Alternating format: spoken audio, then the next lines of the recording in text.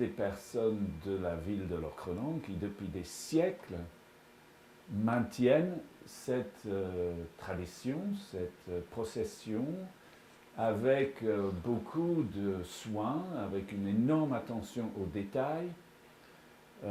C'est très très important en réalité. C'est grâce à ces personnes qui, de génération en génération, comme ça, ils ont transmis des éléments qui ont été fidèlement reproduits, avec en réalité très peu de variations. Et ça a pu se faire pendant combien? En tout cas, plus d'un millénaire, peut-être jusqu'à 1400, 1500 ans de transmission comme ça, de génération en génération. Alors, il y a forcément eu quelques petites modifications, mais globalement, tous les détails de l'origine, donc beaucoup de détails d'origine ont été maintenus. Et c'est grâce à toutes ces personnes qu'aujourd'hui, c'est possible d'essayer de comprendre ce qui a été instauré à cet endroit il y a tout ce temps-là. Donc, voilà, je voulais commencer avec ça.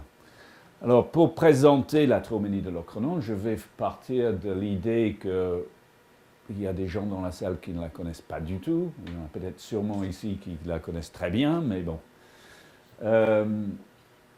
La Troménie de Locronan, donc, c'est un circuit qui se fait à pied entre le deuxième et troisième dimanche de juillet.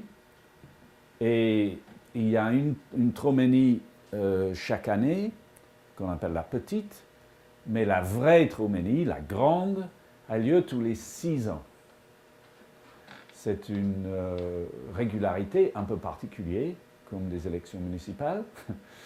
Et on va essayer aussi de comprendre pourquoi tous les 6 ans, pourquoi on a introduit un cycle comme ça. Je vais ce soir vous parler brièvement des origines. Il y aurait beaucoup à dire, c'est pour ça que j'ai écrit un livre.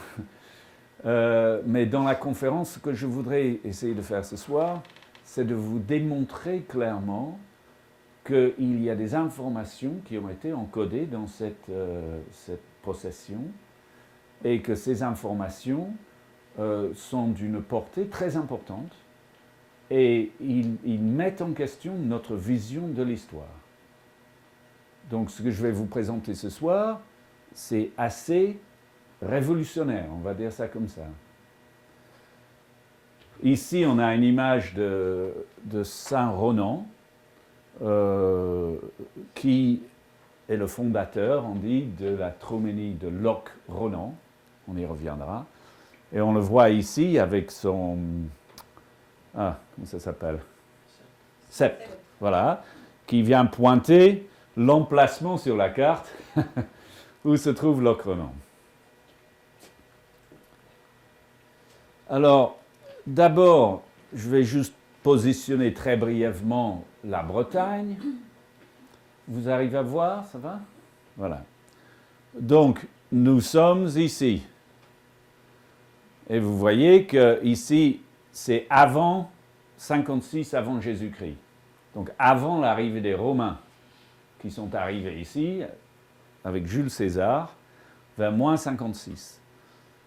Et il y a eu la bataille ici avec les Vénètes, donc Vénétie, c'était le nom de ce peuple qui était très puissant, qui habitait ici.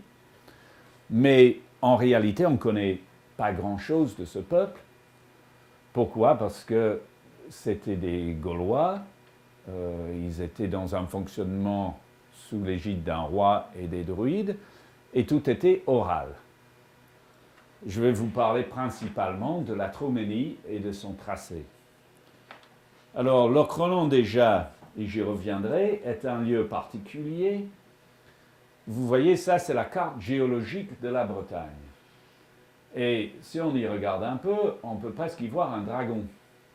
On a même l'œil ici, regardez. Vous avez presque l'œil avec la langue ici, une sorte de crête, enfin bref. Je vous dis ça parce que le dragon va être très important dans les histoires de Saint-Ronan et dans les histoires des saints de Bretagne en général. Et ce qu'on constate, c'est qu'il y a une faille qui arrive ici depuis, c'est des failles géologiques, hein. Il y a une grande faille qui arrive depuis le nord de la Bretagne, qui traverse ici par les monts d'Arrée et qui vient juste en dessous de Locronan. Et puis il y a ces grandes failles des Landes de Lanvaux ici, qui vont monter là et qui vont passer juste ici. Et Locronan se trouve, au fait, à l'emplacement d'une jonction de failles. Donc sur le plan géologique, c'est un lieu très particulier. Et je regarderai ça un peu vers la fin.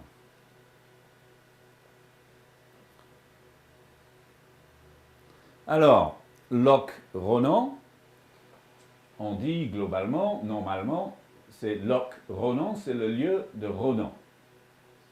Il y a une autre possibilité, c'est qu'au lieu de couper par Loch et Ronan, on peut couper par Lo et Cronan, et on pourrait entendre le lieu du temps, Chronos. Lo Chronos, le lieu du temps. Et je reviendrai là-dessus aussi, parce qu'il y a peut-être un jeu de mots dans le nom. Vous avez les 10 000 personnes qui vont passer là-dedans.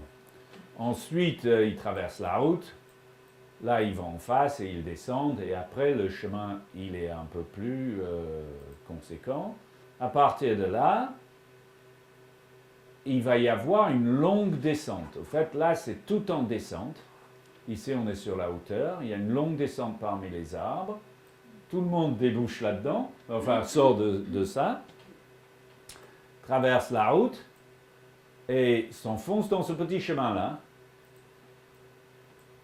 Voilà, ça là. Voilà.